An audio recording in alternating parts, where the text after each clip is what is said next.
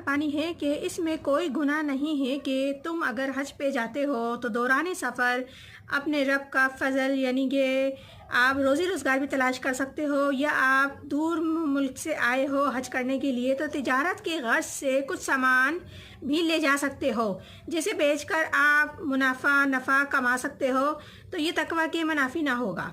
और फिर जब तुम अरफात में वापस आओ तो क्योंकि असल हज अरफात है, अगर हज के कुछ मनासिक रह जाएं, सिर्फ अरफात में शमूलियत हो जाए तो भी हज हो जाता है। अगर कुछ मनासिक रह जाते हैं हज के तो उनका कुफ़ारा दिया जा सकता है, लेकिन अगर इंसान अरफा के मकाम से रह जाए तो उसका हज नहीं होगा। 8 ज़िलहज को मक्का से निकलते हैं, शाम को रात मीना में गुजारते हैं और फिर 9 ज़िलहज का दिन असल है यौम अरफा, और सुबह से